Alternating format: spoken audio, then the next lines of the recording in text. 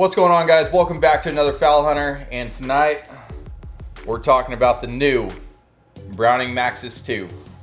So stay with us. We're gonna get rocking and rolling on this gun review.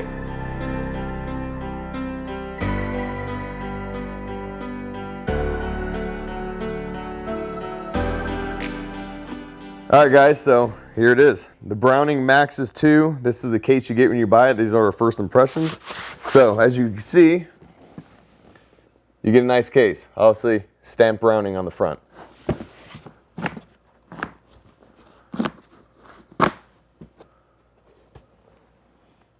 feel like there should be some gold just kind of... Oh, there was. It's worn off after we opened it up a few times. Okay. So anyways, here you go. That's the inside. Here is the gun. This thing is nice looking, if you ask me. Yeah, so I mean, as far as what comes with the gun, it comes with 3 chokes, 3 of the Browning Invector Plus series of chokes. So it's a little different than the A5, but it comes with an extended improved cylinder, an extended modified, and an extended full. So you've got 3 chokes. You have some spacers here if you want to adjust your length of pull, and I believe you also have some shims wherever those things are.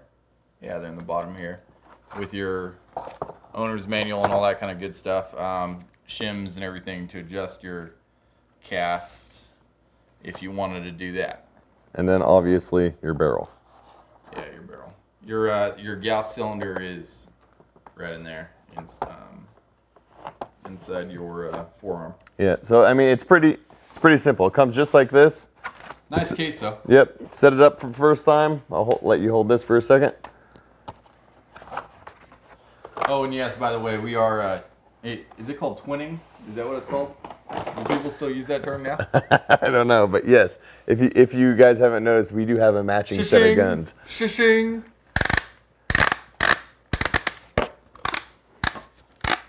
You know, if we were smart, we probably would have got different camo patterns, but oh well. Nothing a couple well-placed decals won't be able to. That's right.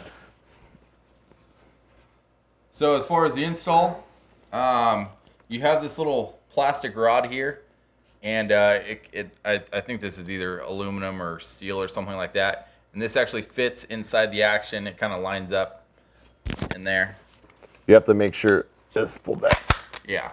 So that's the only thing you have to worry about. Make sure there's a groove. I don't know if you could see that.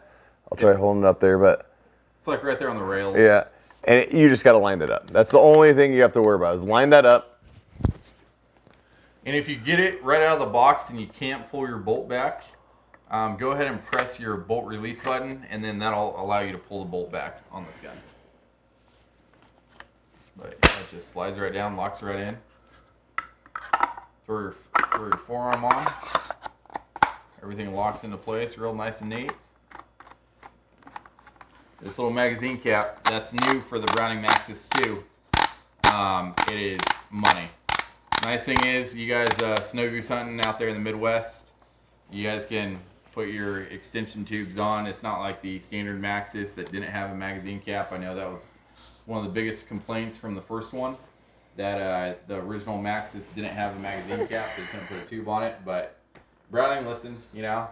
They said, hey, we'll take care of you snow goose hunters, and they added a magazine cap, so it goes together really nice. Yep. So the first impressions on this gun is it's nice. It's very nice. I'm holding it right now, and I know there's a few other brands out there that are top brand guns that I just never gelled with me. But one of the biggest things, the reason I don't like them is they felt loose. You could grab the gun and start shaking around. There were pieces moving. This gun is solid. I mean, I'm torquing this right now. Nothing is happening. I mean, everything's together. The caps. I mean, it's a solid gun. I really like that. I mean, as you can see, it's beautiful. It seems like it's a really well designed gun. So. Yeah, I mean, for me, some of the big selling points on it was, for one, it's a slender framed gun. It's not, you know, one of the drawbacks I had on the Beretta A400, granted the A400 is a very solid shotgun, very reliable shotgun, But to me, for my personal preference, the FALhunter is just a little too bulky.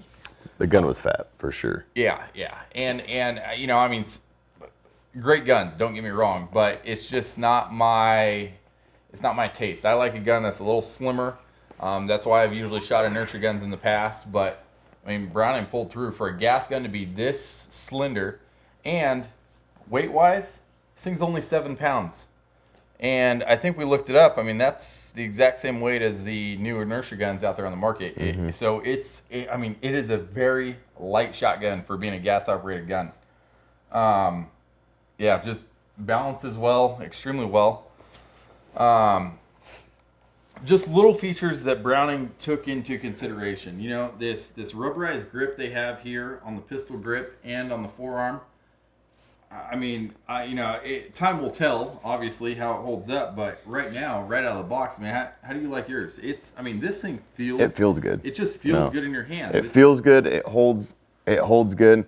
To be honest, when I bought my first, well, not my first shotgun, my first expensive shotgun, I had an old timer with me, and literally he told me, close your eyes, I'm going to start sticking a bunch of guns in your hands, and you grab the gun, hold it, throw it up, and just keep throwing up and putting it on your cheek, and just see what it feels like with your eyes closed. And I ended up walking out of there with a Benelli. I loved the feel of that Benelli. It was nice, and it was thin, and it just held well, and I've never felt another gun that felt like any of the Benellis. I love the feel until this gun. I think this is the only other gun that has that Benelli feel that I'm looking for. Now, I'm not going to say it's specifically Benelli, but I guess I like a slim gun. Yeah, just a slim frame. Yeah, the balance must just, it's perfect. Just like that Benelli used to hold for me too. I mean, look at it. It just throws up and it's holding. It's not off centered. It's not off balanced. It holds really easy. Like you said, it's light, 7 pounds. It's slim, and it's just a solid gun. I like the way it feels, and it's the only other gun that I've ever held in my hands besides a Benelli that's felt like this. You know, the overall. So to get a little more detailed into the gun, it's got a very gradual rib on the gun. It's not a low rib, but it's not a high rib, so it's one of those mids. You do have a center bead along with, it looks like a true glow red sight at the end there. Okay, so to go a little more in depth on the actual design of this shotgun, Browning went with, it looks like a mid rib on this gun. So it's not slammed down onto the barrel like a low rib, and it's not really high like you see in some other guns. Very, very nice gradual design on here. You do have a center bead, or a mid bead, I should say. And then you've got looks like a true glow red sight there at the end. So, you know, I mean, Browning did extremely well on the shotgun. I would say another very attractive feature on this gun here is the finish. And I know it's hard to look at it right here. I mean, all you guys are seeing is just a shotgun that's a Max 5.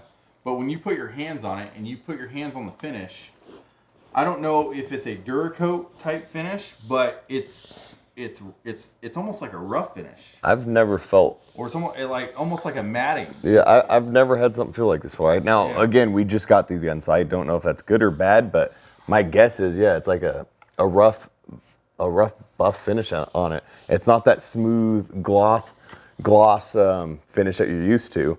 So I don't know if this is going to hold up different. It feels really stout. That's part of the feel too. You're holding it. I mean, it does feel like that finish. It's tougher. I don't know if it's actually going to be tougher, but it's rougher. It's not. It's not something that just glides. I don't know. It's weird. Browning also went with a somewhat of a soft cheek comb right there. It's not, I mean, you can't fully compress it, but it is like a rubberized material up top. It feels like it's plastic on the sides, and then at the very top here, right where you put your cheek weld, you've got just a very small piece of rubber that you can kind of compress. Not bad. Nice rubberized buttstock and recoil pad, I should say. Yeah. It's nice. So, you want to get down to the old bread and butter on it? We took these out and shot them already, of course, so we weren't going to wait very long when we got home to shoot these. So, anyways, Chris picked his up a few days ago and has had a couple days with his. Of course. I had to wait 2 days past him, and I finally got mine today. So, of course, we went down and shot them. And, you know, they shoot just like they feel. This gun feels great. It shoots great. One of our biggest problems we've been having lately is, you know, we were shooting a gun. I'm sure you guys all know about it if you watch any of our other reviews. And the guns were shooting extremely high. I mean, extremely high. Not a normal 65, like 35, whatever you guys think. Like these guns were over 80-20, over. I mean, 90-10, maybe even higher than that. So it was equating to some issues that we were having in the field, shooting targets, anything. So first thing we did was go grab some paper, and we put this thing on paper, and boy, oh boy, were we happy with the very first shot. First shot Chris did, sent me a picture of it, 50-50. First shot. Didn't have to change anything. There was no shims needed, nothing. So, you know, I get home, and nerves are starting to kick in a little bit because I'm like, oh, man, Chris shot. His is 50-50. He knows he has a good one. Maybe I get a bunk one. Maybe something happens with mine now because I just bought mine too, or maybe it's my form. I don't know. And I put mine on target. Boom, 50-50. I will say it is nice owning a gun now that actually hits what you're pointing at. Yes, you point at it, and if you pulled the trigger while you were pointing, then chances are it's getting hit. Now, that wasn't the case with a gun you have to float because you're now having to take and calculate two different things. How much of you're going to float and the lead versus now all we have to do is point at the object and come up with the lead. So you're cutting in half of your guesswork on the animal you're trying to shoot. So it's just your gun should be an extension of you. You know, yep. You point and shoot. That's it. So we're extremely happy that we're into a gun that is back to more in what we've always liked shooting and more in line with what we like to practice with. So well, and don't get me wrong. I mean, we'll just go out flat out and say it. You know, like Benelli. Everybody knows you own a Benelli, you've got to float the bird. I get that. You know, I understood that, and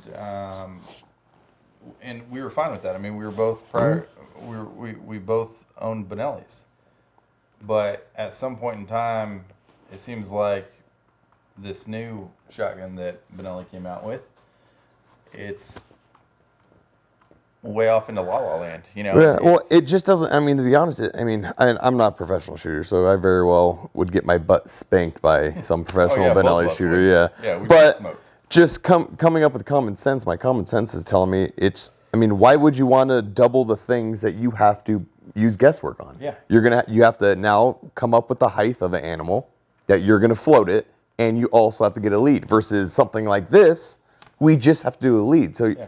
Your chances of error, I've now cut 50%. Yeah. I mean, so my common sense in shooting, which, like I said, I'm no professional. It might be wrong, but that's what it tells me. And we're gonna go into a whole separate video as far as the comparisons between the Browning Maxus 2 and the Super Black Eagle. So stay tuned for that one. That'll actually be a real fun video, I think. Mm-hmm. But as far as getting back to the Maxus 2 here. So 50-50, it's amazing, patterns extremely well. Another very nice thing, at least for me, was the ease of loading. God, it's crazy. And I don't know if it's all guns, maybe we had bunk guns, I don't know, but obviously we both had Benellis. I mean, my thumb would hurt sometimes after trying to jam these shells in. I'll tell you what, it's going to be very nice just gliding shells in and not having to worry about it versus with my Super Black Eagle 3 literally having to pull the magazine spring out every third or fourth hunt and having to run a bore brush down my magazine tube to take off any little surface rust in there because that follower was just binding up like nobody's business on the slightest bit of rust. Well, and my 2 that I had, it wasn't binding up on any burrs or anything. It just was rough. It was I had thousands and thousands upon thousands of shots to that gun. It didn't break in. I mean, I literally think I did sprain my thumb a few times putting shells in that thing.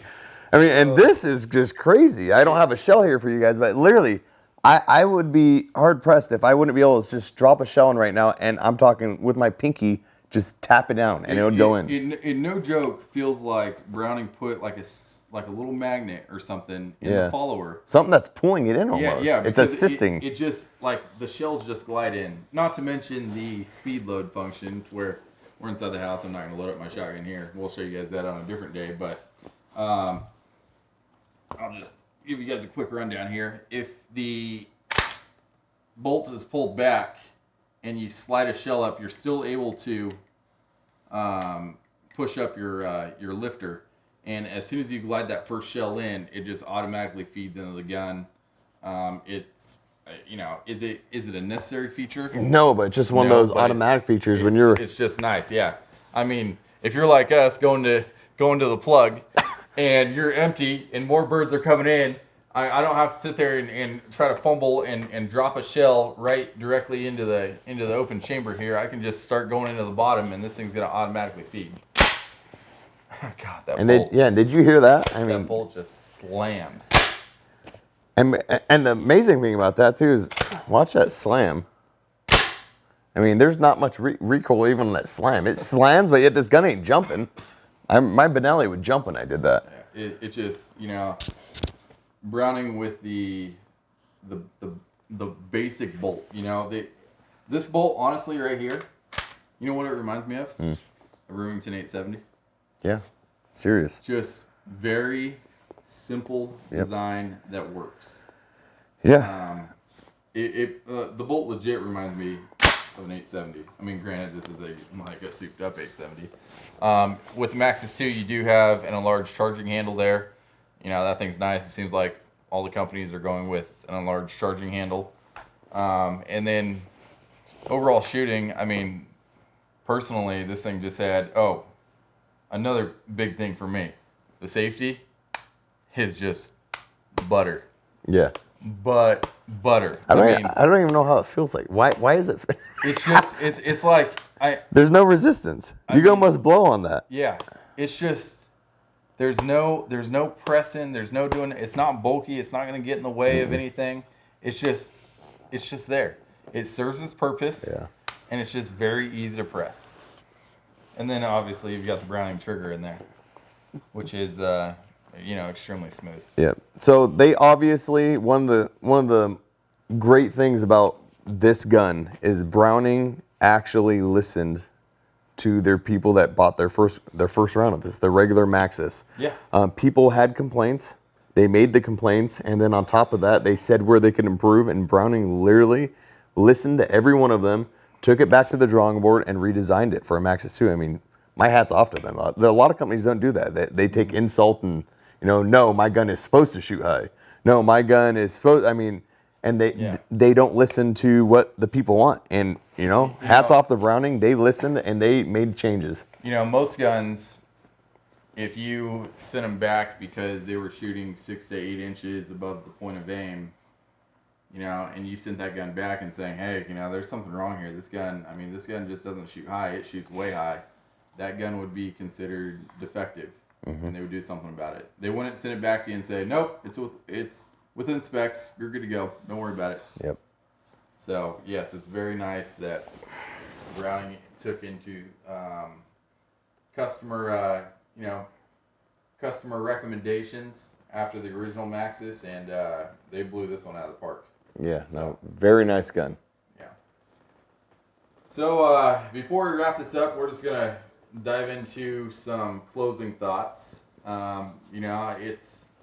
This is the first unboxing. This is the first few days that we've been putting some rounds through. Personally, I'm not gonna speak for Thomas, but personally, I'm impressed. And I think, well, I don't think I know. I won't be able to give my full and honest review of this shotgun until after one full season behind it. Then I can tell you everything that I like about it, everything that I don't like about it. We're going to try to do the same thing with these guns that we did with the Benelli Super Black Eagle 3. But first impressions are huge, and this gun has not only met but exceeded my expectations. Yep, I agree. And yeah, we're telling you right now we're happy with what we've received so far, but yeah, we'll be able to give you guys a better insight at the end of the season. We'll have a long time of behind the barrel, shooting at the ducks, seeing if we're hitting what we're pointing at, seeing if it's missing. I guess we're considered the test dummies again. You know, like back 5-10 years ago, we were the guys watching videos like this thinking, huh, that's a nice shotgun. Okay, well, hopefully they do a 2-year review on it and let me know everything about the gun, what they like, what they don't like, and everything like that. But here we are. Well, and that's what we're good for. I know a lot of you guys like that with the last gun review. We will point out the things that we catch on this gun that should be improved, that we think shouldn't be improved or whatnot. It'll be, all the things you need to know before purchasing this gun. Yeah, and I mean, yes, we have 2 brand new Browning Maxus 2s here, but in no way, shape, or form are we sponsored by a gun company. I wish. You know, we just we saw these guns. We saw the very early quick little, I don't know, marketing videos on them. And I said, The specs on the gun spoke for themselves, and we decided we needed to change. So, I mean, of course, we're not going to blame ourselves yet. We're going to have a hard time not blaming ourselves at this time because this gun shoots completely different from the Benellis we had. So if you guys catch us in some videos later on saying these guns don't shoot well either, someone might have to remind us that maybe we should go practice or go talk to some professional or something. Go to the range. You guys suck. Yeah, pretty much. We're fully expecting all those comments, regardless. So anyways, hope this helps someone out. Hope you guys enjoyed. Again, that was the gun. That was how you guys expect to get it when you guys open it up. We will be adding some different chokes in these things, and we will have some more videos for that, let you guys know how they shoot as well. Other than that, thanks for watching. We're going to catch you guys on the next one.